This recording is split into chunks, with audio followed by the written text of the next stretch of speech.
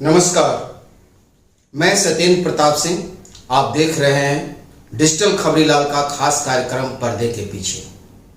RG Kar rape and murder case कहीं financial scam की वजह तो नहीं है।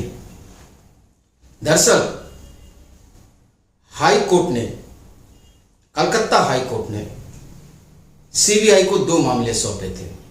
पहला था रेप एंड मर्डर और दूसरा था फाइनेंशियल इरेगुलरिटीज, वित्तीय अनियमितताएं, और दोनों की जांच सीबीआई कर रही है। सीबीआई दोनों की जांच कर रही थी। इसी बीच सीबीआई जब फाइनेंशियल इरेगुलरिटीज, वित्तीय अनियमितताओं की जब जांच कर रही थी, उसके बाद ईडी की एंट्री होती है और ईडी जब एंट्री लेती है तो वह रेड भी शुरू करती है। कल भी वह कई जगहों पर रेड की। ईडी कल डॉक्टर संदीप घोष, पूर्व principal RG Kar medical college and hospital के घर पर जाकर रेड करने गई। कल सुबह जब वो रेड करने गई तो दरवाजा बंद था, ताला लगा हुआ था। घंटों इंतजार के बाद फोन के जरिए उनकी पत्नी को बुलाया गया। उनकी पत्नी आके दरवाजा खोली। उसके बाद कई घंटे तक रेड चलता रहा और उसके बाद कुछ कागज पत्र, दस्तावेज आदि लेकर ईडी के अधिकारी वहां से चले गए। लेकिन कार्रवाई यहीं खत्म नहीं हुई। ईडी की कार्रवाई दिन भर कई जगहों पे चलती रही। ईडी हुगली जिला के चंदन नगर में पहुंची, जहां डॉक्टर संदीप घोष का ससुराल है। डॉक्टर संदीप घोष के ससुर चंदन नगर में उनका 2 मंजिला मकान है। उनके ससुर का नाम है रामकृष्ण दास। जब ईडी वहां पहुंची तो गेट पे ताला लगा हुआ था। वहां भी आवाज दिया गया, कोई नहीं आया। थोड़ा सा दरवाज़ा हटाकर देखा गया तो अंदर लग रहा था कि काफ़ी समय से लोग वहाँ नहीं रहते हैं। और पड़ोस में जब लोगों से पूछताछ की गई तो पता चला कि इनके सास ससुर कोलकाता में ही रहते हैं। सिर्फ जगधात्री पूजा के समय वो लोग चंदन नगर आते हैं और सारे रिश्तेदार वगैरह भी पूजा के दौरान ही आते हैं, यानी साल में एक बार आते हैं। टीम वहाँ से कुणाल राय के घर जाती है ईडी की, यानी ईडी के रडार पे कोई कुणाल राय भी हैं जो इस वित्तीय अनियमितता या कहे स्कैम में शायद शामिल हैं। उनके घर भी जाती है। फिर यहीं ये नहीं थमता है। एक और टीम हावड़ा के विप्लव सिंह के यहाँ जाती है और साथ ही विप्लव सिंह के साथ साथ विप्लव सिंह के एक पार्टनर हैं कौशिक कोले, उनके यहाँ जाती है। विप्लव सिंह के बारे में जैसा कि आप सभी जानते हैं कि माँ तारा ट्रेडर्स के बैनर के तले ये दवा के सप्लायर हैं और आरजीकर से इनका मेडिसिन का कारोबार भी है। और कौशिक कोले के बारे में बताया जा रहा है कि इनके ऑडिटर कह सकते हैं, जो इनके ऑडिट का काम करते हैं या लेखा हिसाब परीक्षक जो है, सारे अकाउंट्स वगैरह की जानकारी या हिसाब किताब कौशिक कोले ही रहते हैं। इन दोनों जगहों पर रेड होती है। इसके अलावा ईडी की एक टीम दक्षिण 24 परगना के सुभाष ग्राम में प्रसून चट्टोपाध्याय के घर जाती है। यह प्रसून चट्टोपाध्याय वही हैं जो डेटा एंट्री ऑपरेटर है नेशनल मेडिकल कॉलेज हॉस्पिटल में। यूं तो ये नेशनल मेडिकल कॉलेज हॉस्पिटल में डेटा एंट्री ऑपरेटर हैं, लेकिन इनका एक परिचय यह भी है कि ये डॉक्टर संदीप घोष के निजी सहायक भी कहे जाते हैं। इनके बारे में कहा जाता है कि रोज सुबह यह नेशनल मेडिकल कॉलेज हॉस्पिटल में हस्ताक्षर करने के बाद ये आरजीकर चले जाया करते थे। यहाँ तक कि 9 तारीख की सुबह, जिस दिन उस घटना को लेकर काफ़ी हो हंगामा हुआ, उस दिन भी यह अपना हस्ताक्षर करके आरजीकर गए हुए थे। और एक वीडियो जो वायरल हुआ था, उस वीडियो में एक मैरून कलर का हाफ शर्ट पहने हुए व्यक्ति जो दिखाया जा रहा है, उस प्रसून चट्टोपाध्याय को ही बताया जा रहा है कि प्रसून चट्टोपाध्याय ही है। यहाँ उनका आरजी करने आना जाना लगातार था। प्रसून चट्टोपाध्याय के यहाँ सुबह 7 बजे ईडी जाती है।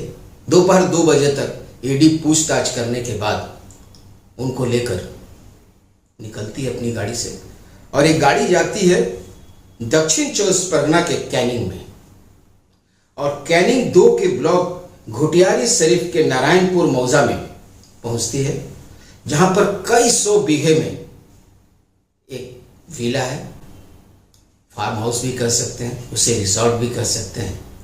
वहाँ जाने के बाद संगीता संदीप विला, एक 2 मंजिला संगीता संदीप विला है, जो ठीक जमीन के बीच में है और चारों तरफ पेड़ पौधे, स्विमिंग पूल, चारों तरफ एक ऊंची ऊंची दीवारें हैं। काफ़ी बड़ा इलाका है, करोड़ों की ये संपत्ति है। पता चलता है कि यह संदीप घोष का है और संगीता जो है उनकी पत्नी है। संगीता संदीप विला इसीलिए इसका नाम रखा गया है। केयर टेकर बताता है कि 3-3.5 साल पहले ये तैयार हुआ है। यहाँ याद दिलाना लाजमी होगा कि 4 साल करीब 3-3.5 साल ही पहले आरजी करके ये प्रिंसिपल बने थे डॉक्टर संदीप घोष। उसके बाद ही ये संपत्ति ली गई है।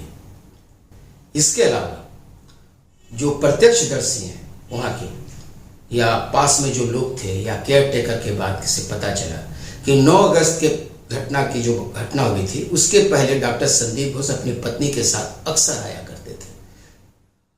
और न केवल डॉक्टर संदीप घोष और उनकी पत्नी बल्कि संदीप घोष के माँ बाप और सास ससुर भी अक्सर यहाँ आया करते थे। सुबह 10 से 10:30 आते थे और शाम 4 से 4:30 तक रहते थे। सूर्यास्त होने के पहले वो लोग यहाँ से चले जाया करते थे। यानी यह पूरी तरह प्रमाणित हो गया है कि प्रॉपर्टी जो है यह डॉक्टर संदीप घोष की है। डॉक्टर संदीप घोष सीबीआई की हिरासत में है। ईडी की कार्रवाई चली रही है। ईडी डॉक्टर संदीप घोष की साली के यहाँ भी रेड करता है। इनकी जो साली हैं वो ईएसआई हॉस्पिटल में डॉक्टर है और उनके पति जो हैं एसएसकेएम हॉस्पिटल में डॉक्टर हैं, वहाँ भी रेड होता है। यानी डॉक्टर संदीप घोष के सारे सगे संबंधियों के यहाँ अब ईडी का छापा पड़ना शुरू हो गया है। ऐसे में सवाल ये उठता है कि जो मामला रेप एंड मर्डर का था अब पूरी तरह फाइनेंशियल स्कैम की तरफ आ गया है। कहीं ये फाइनेंशियल स्कैम के चलते ही कहीं यह मामला या ये कहें ये घटना तो नहीं घटी। हो सकता है मृतका शायद इसकी जानकारी उसको मिल गई हो, इसलिए उसे रास्ते से हटाया गया हो। क्योंकि अभी तक की जो गतिविधि है सीबीआई और ईडी की, यह देख के लग रहा है कि रेप एंड मर्डर से ज़्यादा वो फाइनेंशियल स्कैम पर महत्व दे रहे हैं और जोर दे रहे हैं।